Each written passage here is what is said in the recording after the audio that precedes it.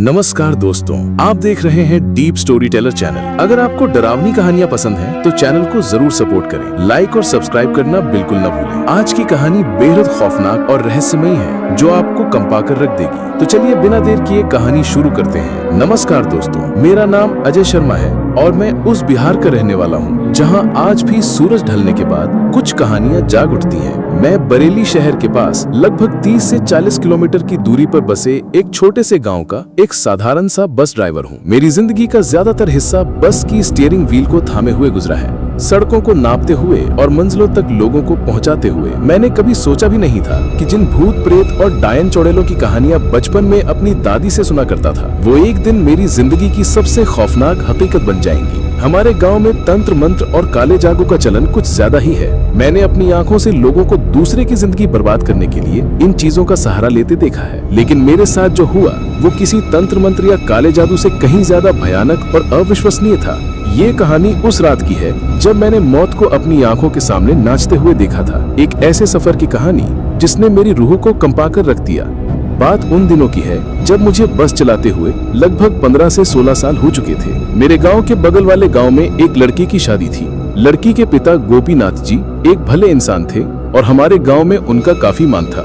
उनकी बेटी की शादी की तारीख पक्की हो गई थी और शादी से जुड़ी रस्में शुरू होने वाली थी। हमारे यहाँ एक पुरानी रीत है कि शादी से पहले लड़के या लड़की वाले अपने कुल देवता के मंदिर में जाकर एक रात का जागरण करते हैं, ताकि शादी ब्याह के सारे काम बिना किसी विघ्न के निपट जाएं। इसी रस्म के लिए गोपीनाथ जी ने लगभग 10 दिन पहले ही मेरी बस बुक कर ली थी। उन्होंने मुझसे कहा था कि मुझे शाम के करीब 4 बजे उनके घर से बारात को लेकर निकलना है। उनका कुल देवता का मंदिर यहाँ से लगभग 4 से 5 घंटे की दूरी पर एक पहाड़ी इलाके में था। उस दिन मैं समय पर उनके घर पहुँच गया। बस में औरतें, बच्चे और कुछ मर्द सवार हुए। सभी के चेहरों पर खुशी और उत्साह साफ झलक रहा था। शाम 4 बजे हम उनके गांव से निकले। रास्ते में हंसी जाक, गाने बजाने का माहौल बना हुआ था। औरतों ने ढोलक निकाल ली थी और मंगल गीत गाए जा रहे थे। मैं भी मुस्कुराता हुआ बस चला रहा था, लेकिन जैसे जैसे हम शहर की सीमा से दूर होते जा रहे थे, सड़कें सुनसान होने लगी थी। रास्ते में ट्रैफिक भी मिला, जिसकी वजह से हमें पहुंचने में थोड़ी देर हो गई। जब हम मंदिर पहुंचे तो रात के करीब 9 बज चुके थे। वो मंदिर एक पहाड़ी के ऊपर बना हुआ था और आसपास घना जंगल था। रात के अंधेरे में वो जगह थोड़ी डरावनी लग रही थी। मैंने सभी को मंदिर के पास उतार दिया। गोपीनाथ जी ने मुझसे कहा, अजय शर्मा, तुम यहीं रुक जाओ, सुबह हम सब साथ ही चलेंगे। मैंने मना कर दिया, नहीं गोपीनाथ जी, मैं रात में ही वापस निकल जाऊंगा। घर पर बीवी अकेली है, चिंता करेगी। उन्होंने मुझे रात का खाना खाने के लिए बहुत रोका, लेकिन मैंने ये कहकर टाल दिया कि रास्ते में किसी ढाबे पर खा लूंगा। उन लोगों को वहां छोड़कर जब मैं वापस लौटने के लिए बस में बैठा तो रात के करीब 10 बज चुके थे। दोस्तों, मेरा नाम अजय शर्मा है और मैं बिहार के गोरखपुर जिले का रहने वाला हूँ। आज जो डरावनी कहानी मैं आप लोगों को सुनाने जा रहा हूँ, वो मेरे जीवन में घटी एक बहुत ही भयंकर और डरावनी घटना के बारे में है। दरअसल आज जो डरावनी कहानी मैं आप लोगों के साथ शेयर करने जा रहा हूँ, वो घटना मेरे साथ उस वक्त हुई थी जब मैं एक प्राइवेट बस कंपनी में बस चलाने का काम किया करता था। यानी कि उस वक्त मैंने अपनी खुद की नौकरी छोड़कर एक प्राइवेट कंपनी में ड्राइविंग का काम पकड़ लिया था, जो शादियों और अन्य कार्यक्रमों के लिए बसें किराए पर दिया करती थी। ये बस ड्राइविंग वाला काम करने से पहले मैं सरकारी नौकरी में था, लेकिन वहाँ की रोज रोज की किचकिच और अफसरों की जी हुजूरी से तंग आकर मैंने वो काम छोड़ दिया था।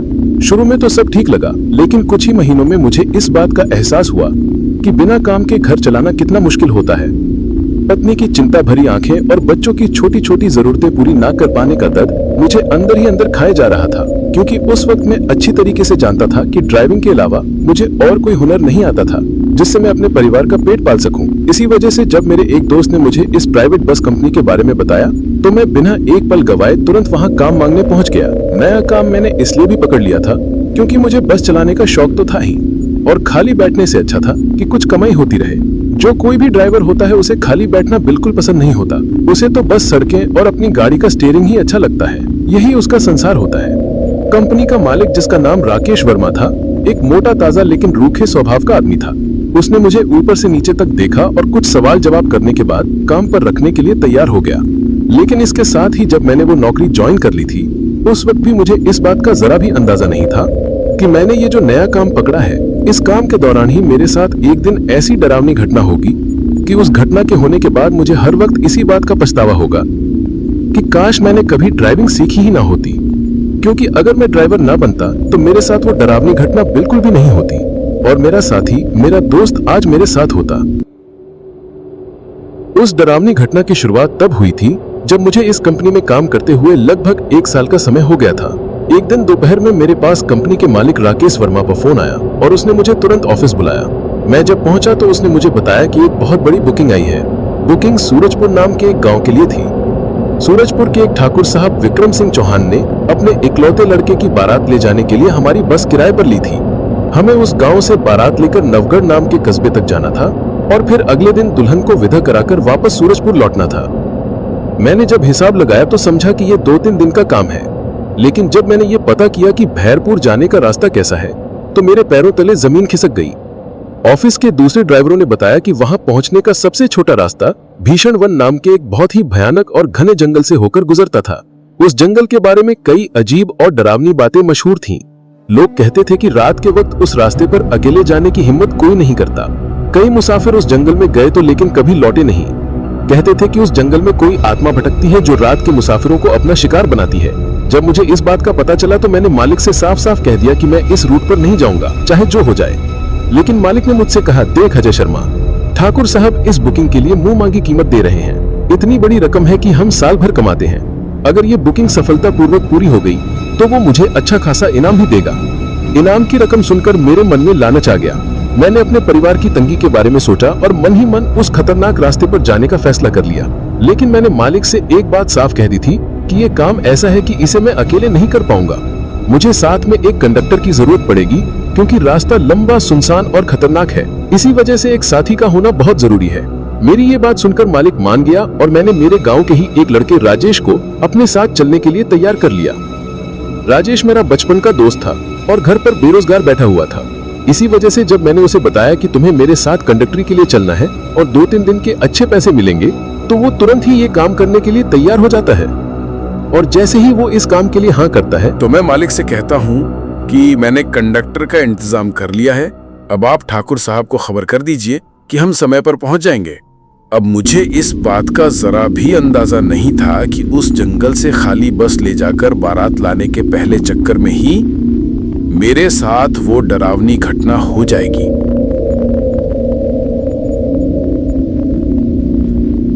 हमारा प्लान ये था कि हम रात में ही कानपुर से निकलेंगे, पूरी रात सफर करके सुबह तक सूरजपुर पहुंच जाएंगे और फिर वहां से बारात को बस में बिठाकर नवगढ़ के लिए निकलेंगे। जब तक बस की साफ सफाई और सजावट हो रही थी तब तक मैंने राजेश को पूरा प्लान समझा दिया था। राजेश भी बहुत खुश था। उसे क्या पता था कि यह सफर उसकी जिंदगी का आखिरी सफर होने वाला है।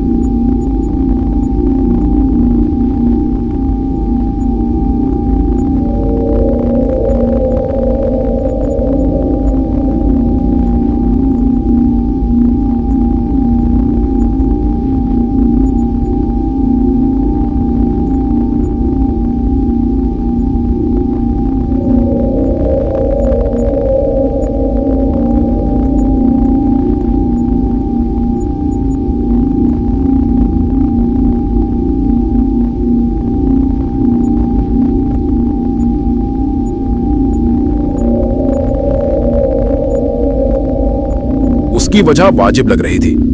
पर मैं उससे पूछता हूं कि तुम कितने टाइम से यहां पर इसी तरीके से भटक रही हो।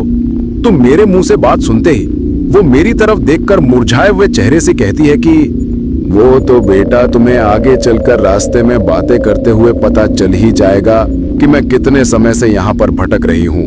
पर उससे पहले जरूरी ये है कि तुम लोग मुझे अपनी बस में थोड़ी सी जगह दे दो ताकि मैं भी अपने घर तक पहुंच सकूं। अब उसकी बात सुनकर पता नहीं मेरे साथ में मेरे कंडक्टर राजेश को उसके ऊपर इतनी ज्यादा दया क्यों आने लगती है, और वो मुझे थोड़ा साइड में ले जाकर कहता है कि भाई साहब देख लो बेचारी अम्मा कितनी विनती कर रही हैं, क्या पता सच में ही मुसीबत में हो। कल अगर हमारी माँ के साथ भी ऐसी कोई घटना हो जाती है तो वो भी किसी न किसी से बिल्कुल इसी तरीके से हाथ जोड़कर ही विनती करेंगी। राजेश मुझसे कहता है कि हम लोगों को इनकी मदद जरूर करनी चाहिए, भैया पाप लगेगा। राजेश की बात सुनकर और उस औरत की हालत देखकर मुझे भी ये लगता है कि मुझे उसकी मदद कर देनी चाहिए। आखिर एक बूढ़ी औरत हमारा क्या ही बिगाड़ लेगी। इसी वजह से मैं उस औरत के पास जाकर कहता हूं कि देखो अम्मा, मैं तुम्हें तुम्हारे गांव तक पहुंचाने की जिम्मेदारी नहीं लेता हूं, लेकिन तुम्हारे गांव के बगल से जहां से भी हम लोग गुजरेंगे वहां तक हम लोग तुम्हें छोड़ देंगे।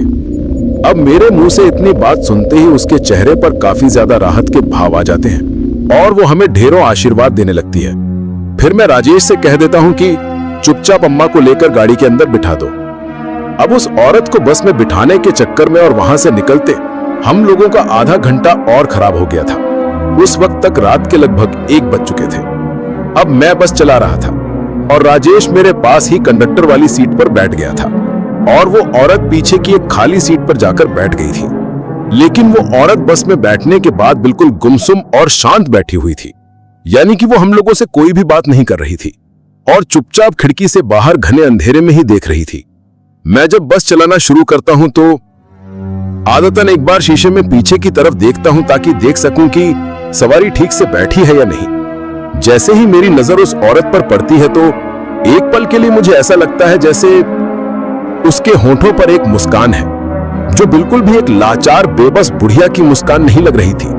वो एक बहुत ही भयानक रहस्यमयी और अजीब मुस्कान थी, जैसे उसे कोई राज पता हो या वो किसी बात पर खुश हो रही हो। मैंने डर के मारे तुरंत अपनी आंखें झपकाई और दोबारा देखा तो वो बिल्कुल सामान्य तरीके से बाहर देख रही थी। चेहरे पर कोई भाव नहीं था। मुझे लगा कि शायद ये मेरा वहम है जो अंधेरे और डर की वजह से पैदा हुआ है, और मैं वापस सड़क पर ध्यान लगाकर बस चलाने लगा। अब मैं वापस सड़क पर ध्यान लगाकर बस चलाने लगा था, लेकिन मेरा दिल बहुत तेजी से धड़क रहा था। उस एक पल की मुस्कान ने मेरे अंदर एक ऐसा अनजाना डर बिठा दिया था जिसे मैं चाहकर भी नजरअंदाज नहीं कर पा रहा था। बार बार मेरा ध्यान पीछे शीशे की तरफ जा रहा था। उस औरत की वजह से बस के अंदर एक अजीब सा भारीपन और खामोशी छा गई थी। महना और राजेश ने भी आपस में कोई भी बात नहीं की थी और बिल्कुल उसी तरीके से चुपचाप उस सुनसान डरावने रास्ते पर हम लोग सिर्फ चलते जा रहे थे। बस के इंजन की घरघराहट और टायरों की सड़क पर रगड़ने की आवाज ही उस सन्नाटे को तोड़ रही थी। जैसे जैसे हम लोग उस रास्ते पर आगे चलते जा रहे थे तो आगे का रास्ता और भी ज्यादा घना और जंगल से घिरा हुआ आता जा रहा था। अब तो सड़क के दोनों तरफ इतने घने पेड़ थे कि चांद की रोशनी भी जमीन तक नहीं पहुंच पा रही थी। सिर्फ हमारी बस की हेडलाइट्स ही अंधेरे को चीर रही थी। लगभग 1-1.5 घंटा और चलने के बाद जब उस औरत ने हम लोगों से यह नहीं कहा कि मुझे कहीं पर उतार दो, तो फिर परेशान होकर राजेश अपनी सीट से मुड़कर उससे ये बात पूछ लेता है कि अरे अम्मा, तुम्हें कहीं उतरना भी है या इसी तरीके से हमारे साथ ही सूरजपुर तक चलना है? तुम्हारा गांव आया नहीं अब तक। लेकिन राजेश के द्वारा यह बात पूछने पर भी वो उसकी बात का कोई जवाब नहीं देती है और चुपचाप घुरते हुए सामने रास्ते की तरफ ही देखती रहती है, जैसे उसने कुछ सुना ही ना हो। राजेश जब थोड़ा ऊंची आवाज में दोबारा से उससे ये बात पूछता है तो इस बार कुछ जवाब देने के बजाय उसके होठों पर वही अजीब सी रहस्यमयी फीकी मुस्कान आ जाती है जो मैंने शीशे में देखी थी। जब वो 2 बार कहने पर भी राजेश की बात का कोई जवाब नहीं देती है तो अब मेरा सब्र का बांध टूटने लगता है। मैं बस की रफ्तार थोड़ी धीमी करता हूं और फिर तीसरी बार में मैं थोड़ा उससे सख्त और गुस्से वाली आवाज में पूछता हूं कि अरे अम्मा, ये कोई धर्मशाला थोड़ी है जो तुम इस तरीके से हमारे साथ इतने लंबे समय से बैठी हुई हो। अगर तुम्हारा कहीं पर गांव आने वाला है तो उसके बारे में बताओ, वरना यहीं पर उतर जाओ, हमें आगे भी जाना है, देर हो रही है। लेकिन मेरे इतने सख्त रवैये से पूछने के बाद भी वो शांत भाव से बिना हमारी तरफ देखे सिर्फ इतना बोलती है कि बस बेटा थोड़ी देर की बात और है, फिर सबका सफर पूरा हो जाएगा और सबको अपनी अपनी मंजिल भी मिल जाएगी। उसकी ये बात सुनकर मैं और राजेश एक दूसरे की तरफ अजीब सी नजरों से देखते हैं। उसकी आवाज में कुछ ऐसा था जो हमारे अंदर सिहरन पैदा कर गया। सबका सफर पूरा हो जाएगा, इस बात का क्या मतलब था? हम लोगों को उस वक्त कुछ भी समझ में नहीं आ रहा था कि आखिर ये औरत आगे चलकर कहां उतरने वाली है या फिर क्या करने वाली है।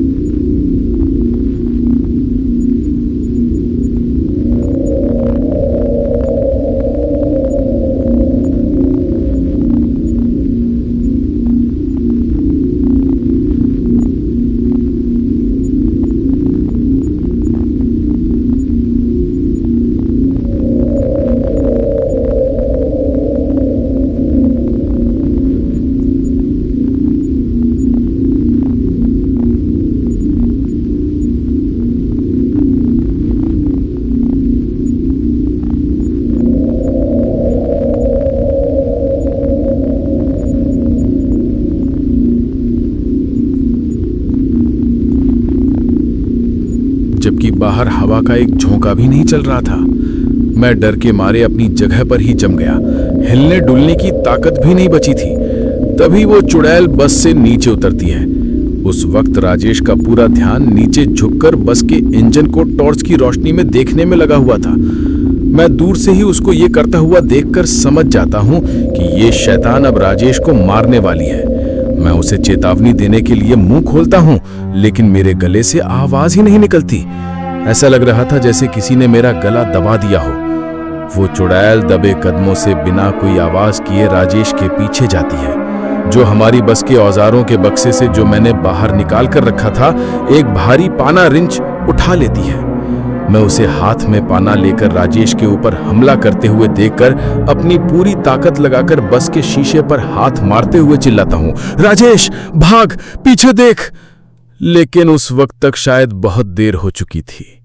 मेरी आवाज सुनकर जैसे ही राजेश सीधा होता है और कुछ समझने के लिए पीछे पलटता है, मेरी आंखों के सामने देखते ही देखते वो चुड़ैल राजेश के सिर पर उस भारी पाने की इतनी तेज मारती है कि पाने के टकराने की खच की एक भयानक आवाज आती है। राजेश के मुंह से एक हल्की सी दर्द भरी आह निकलती है और वो बिना कोई हरकत किए वहीं पर ढेर हो जाता है।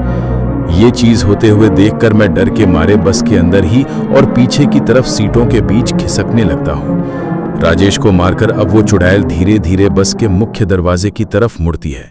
उसकी लाल अंगारे जैसी आंखें अंधेरे में सीधा मुझे ही देख रही थी। वो जानती थी कि मैं बस के अंदर ही फंसा हुआ हूँ। वो धीरे धीरे एक एक कदम बढ़ाते हुए बस के दरवाजे की तरफ आने लगती है और उसके होठों पर एक ऐसी क्रूर मुस्कान थी जिसे देखकर किसी की भी रूह कांप जाए।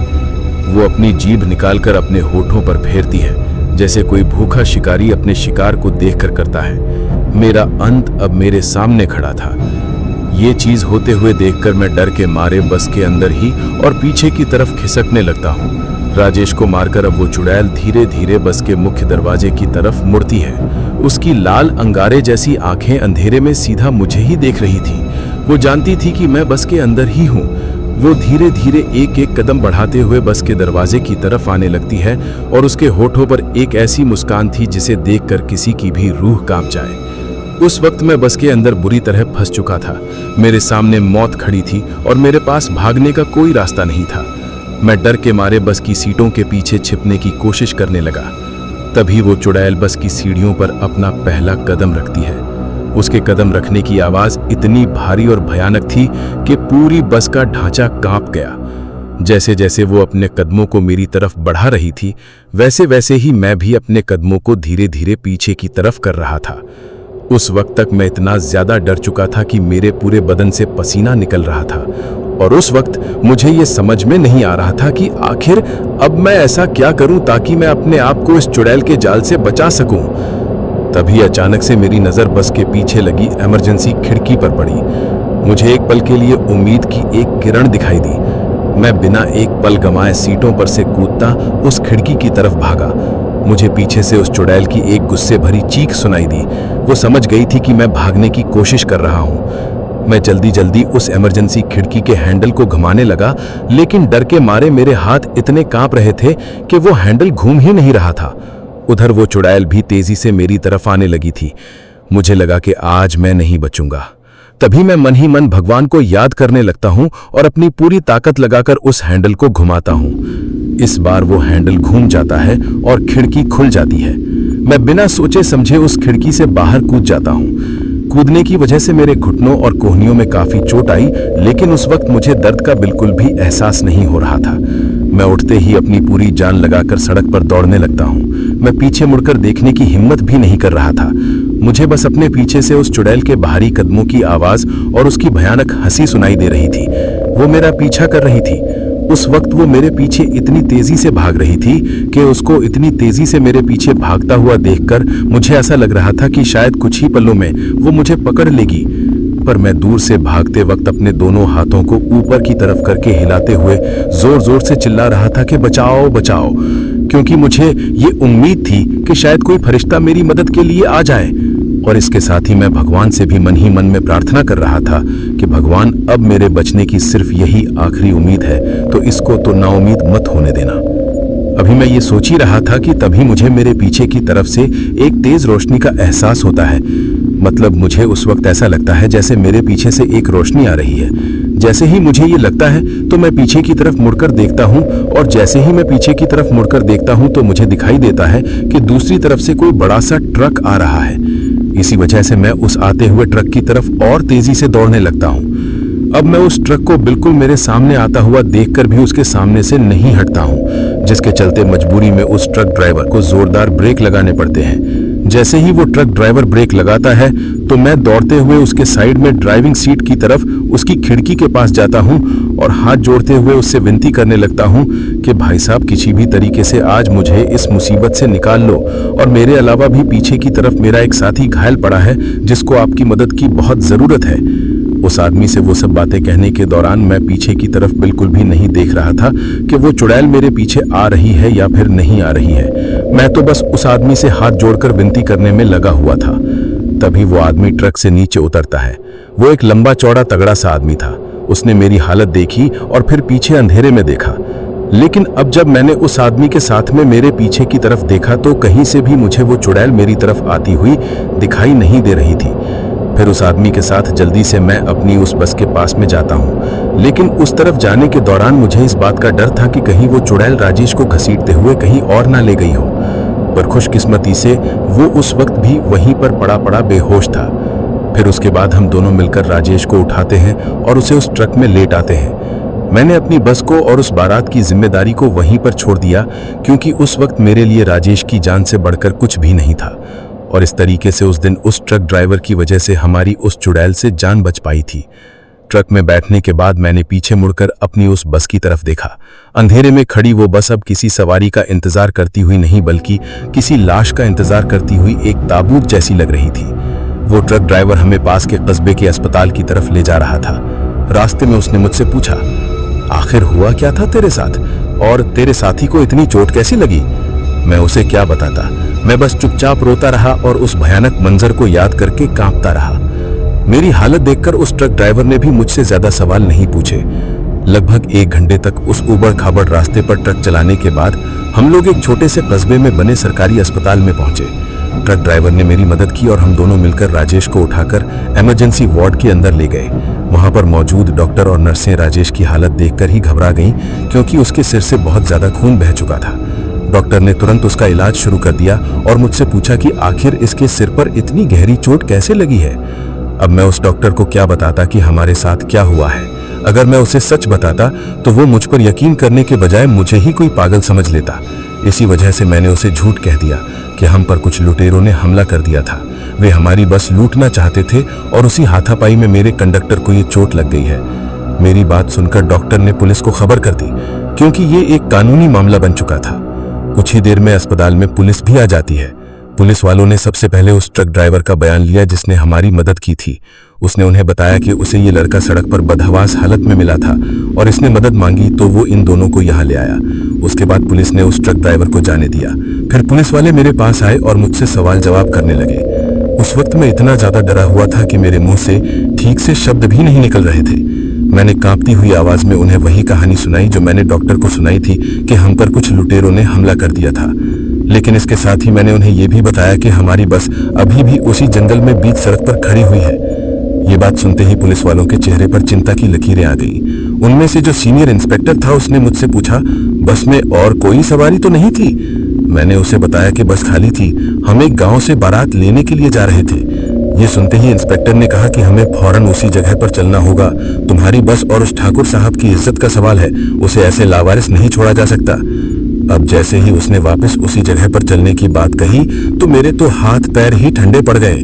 जिस जगह से मैं इतनी मुश्किल से अपनी जान बचाकर आया था, अब मुझे वापस उसी मौत के कुएं में जाना था।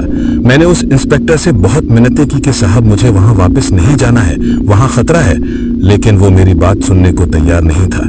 उसका कहना था कि तुम ही वो अकेले आदमी हो जिसे पता है कि बस कहाँ खड़ी है, तुम्हारे बिना हम उस जगह तक नहीं पहुंच सकते। मजबूरी में मुझे उन पुलिस वालों के साथ जाने के लिए तैयार होना पड़ा।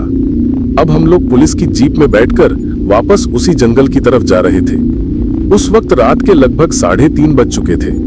वापस उसी रास्ते पर जाते हुए मेरा पूरा शरीर डर के मारे कांप रहा था।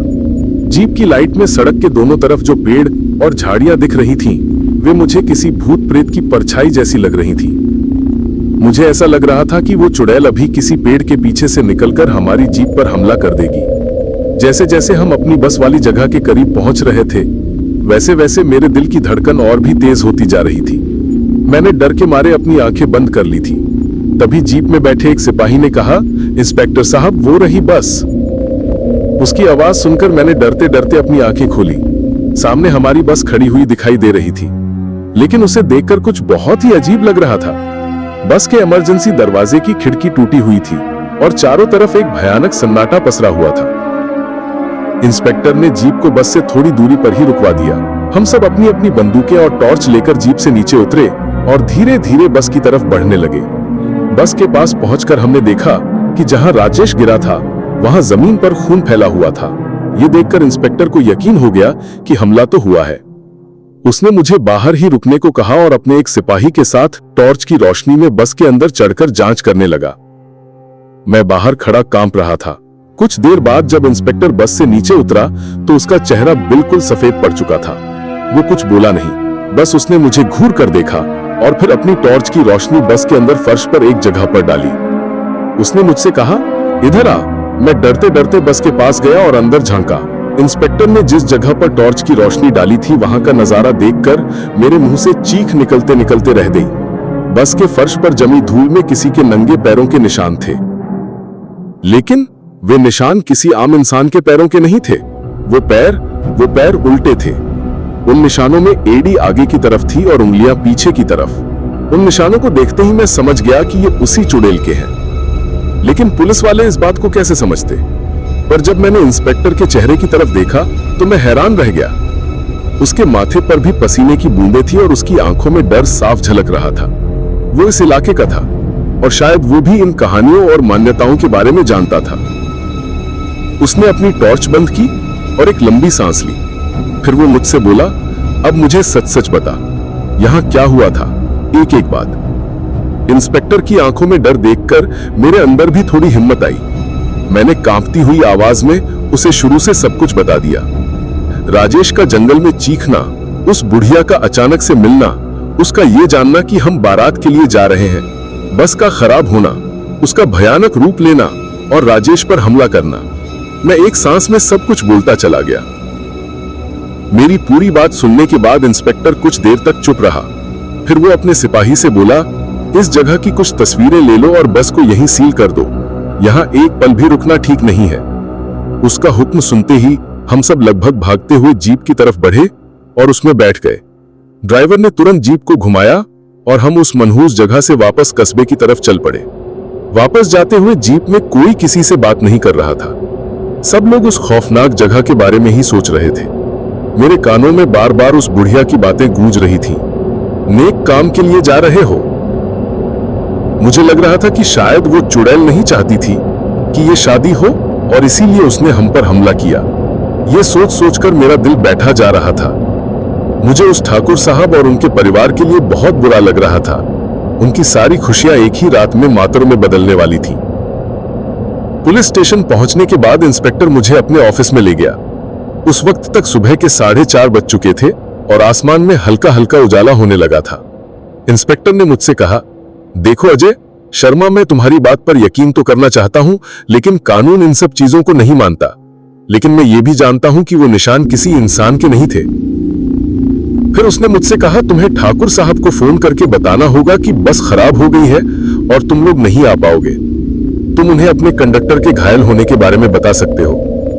ये मेरे लिए बहुत मुश्किल काम था, लेकिन मुझे ये करना ही था। मैंने कांपते हुए हाथों से ठाकुर साहब का नंबर मिलाया। जब मैंने उन्हें बताया कि बस खराब हो गई है और मेरा कंडक्टर घायल है, इसलिए हम बारात लेने नहीं आ सकते, तो वो फोन पर ही मुझ पर बरस पड़े। उन्होंने मुझे बहुत भला बुरा कहा। मैं चुपचाप सब सुनता रहा। मैं उनसे क्या कहता। फोन काटने के बाद मैं वहीं कुर्सी पर बैठकर रोने लगा। मेरी एक गलती की वजह से कितने लोगों की जिंदगी पर असर पड़ रहा था। मेरी हालत देखकर इंस्पेक्टर ने मुझसे कहा कि जब तक इस मामले की पूरी जांच नहीं हो जाती, तुम ये कस्बा छोड़कर कहीं नहीं जा सकते। उसने मेरे रुकने के लिए पुलिस स्टेशन के पीछे बने एक छोटे से गेस्ट हाउस में इंतजाम करवा दिया।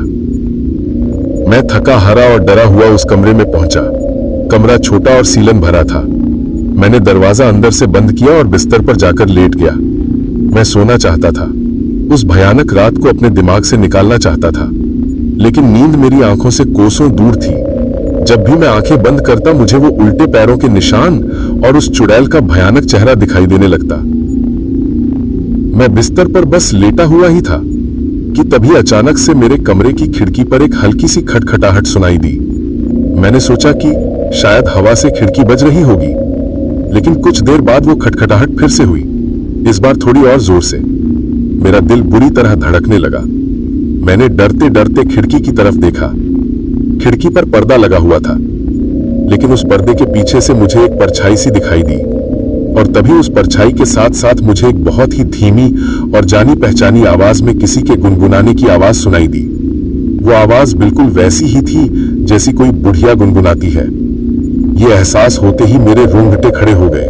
वो चुड़ैल मेरा पीछा करते हुए यहां तक आ गई थी। उस वक्त मेरे पूरे बदन ने काम करना बंद कर दिया था। मैं ना तो चिल्ला पा रहा था और ना ही हिल पा रहा था। मैं बस अपनी फटी हुई आंखों से उस खिड़की को देख रहा था। तभी अचानक से मेरे कमरे का दरवाजा, जो मैंने अंदर से बंद किया था, उसका हैंडल धीरे धीरे नीचे की तरफ घूमने लगा, जैसे कोई बाहर से उसे खोलने की कोशिश कर रहा हो। ये देखकर तो मेरे गले में अटकी हुई सांस भी अटक गई। मैं समझ गया था कि आज मेरा अंत निश्चित है। वो मुझे लेने ही आई है। मैं मन ही मन भगवान को याद करने लगा। मुझे मेरे बच्चे, मेरा परिवार सब याद आने लगे। मुझे लगा कि अब मैं उन्हें कभी नहीं देख पाऊंगा। तभी अचानक से मेरा हाथ मेरी जेब में गया और जेब में रखी एक छोटी सी चीज मेरे हाथ में आई। वो मेरे बस के डैशबोर्ड पर रखी रहने वाली हनुमान जी की एक छोटी सी मूर्ति थी, जिसे मैंने बस छोड़ने से पहले आदतन अपनी जेब में रख लिया था। उस मूर्ति को हाथ में पकड़ते ही मेरे अंदर न जाने कहां से एक हिम्मत सी आ गई। मैंने कसकर उस मूर्ति को अपनी मुट्ठी में भी लिया। उधर दरवाजे पर अब जोर जोर से कोई धक्का मारने लगा था। ऐसा लग रहा था जैसे कोई दरवाजा तोड़कर ही अंदर आ जाएगा। तभी अचानक से एक जोरदार धमाके के साथ मेरे कमरे का लकड़ी का दरवाजा टूटकर अंदर की तरफ खुल गया, और उस टूटे हुए दरवाजे पर वो चुड़ैल अपने उसी भयानक रूप में खड़ी थी। उसकी लाल आंखें मुझे ही घूर रही थी, और उसके होठों पर एक विजयी मुस्कान थी। वो धीरे धीरे मेरी तरफ बढ़ने लगी। मैं पीछे की तरफ खिसकता हुआ दीवार से जा लगा। मैं जोर से चिल्लाया, नहीं, और जैसे ही मेरे मुंह से ये चीख निकली, उसी पल पास की मस्जिद से सुबह की अजान की पवित्र आवाज गूंजने लगी, अल्लाहू अकबर, अल्लाहू अकबर। आजान की उस पाक आवाज का कानों में पड़ना था कि उस चुड़ैल ने एक दिल दहला देने वाली चीख मारी। उसकी चीख इतनी भयानक थी कि ऐसा लगा जैसे मेरे कान के पर्दे फट जाएंगे। उसने तुरंत अपने दोनों हाथों से अपने कान बंद कर लिए। ऐसा लग रहा था जैसे आजान की आवाज उसे किसी आग की तरह जला रही हो। वो दर्द से चीखती रही, और जैसे ही खिड़की से सुबह की पहली किरण कमरे के अंदर आई, वो एक काले धुएं में बदलकर हवा में कहीं गायब हो गई। मेरी चीख और दरवाजा टूटने की आवाज सुनकर पुलिस स्टेशन में मौजूद सभी पुलिस वाले मेरे कमरे की तरफ भागे। उन्होंने अंदर आकर देखा कि मैं जमीन पर एक कोने में दुबका हुआ हूं। मेरी मुट्ठी में हनुमान जी की मूर्ति है और कमरे का दरवाजा टूटा पड़ा है। उन्होंने मुझसे पूछा कि क्या हुआ, लेकिन मैं कुछ भी बोल पाने की हालत में नहीं था। उन लोगों को लगा कि शायद मैंने डर के मारे कोई बुरा सपना देखा है और उसी में मैंने खुद ही दरवाजा तोड़ दिया है। कोई भी मेरी बात पर यकीन करने को तैयार नहीं था कि वो चुड़ैल यहां तक आ गई थी। उस दिन के बाद पुलिस ने कुछ दिन और उस मामले की जांच की, लेकिन उनके हाथ कुछ नहीं लगा। राजेश को भी कुछ हफ्तों बाद अस्पताल से छुट्टी मिल गई थी। उसकी जान तो बच गई थी, लेकिन सिर पर लगी उस गहरी चोट की वजह से उसे उस रात के बारे में कुछ भी याद नहीं था। आखिरकार सबूतों के अभाव में पुलिस ने उस केस को एक अनसुलझी रहस्यमयी घटना मानकर फाइल बंद कर दी, और मैं उस घटना के बाद कभी वापस बस की ड्राइविंग सीट पर नहीं बैठ पाया। मैंने वो कस्बा, वो नौकरी, सब कुछ छोड़ दिया और वापस अपने गांव लौट आया। आज मैं अपने गांव में ही खेतीबाड़ी करके अपना गुजारा करता हूं।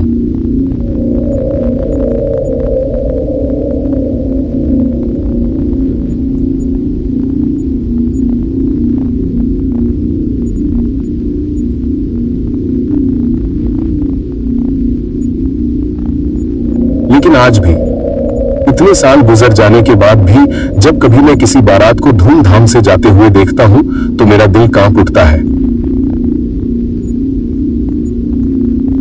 मेरी आंखों के सामने वो अंधेरी रात, वो खाली बस, राजेश का खून से लथपथ चेहरा और उस चुड़ैल का भयानक रूप आ जाता है।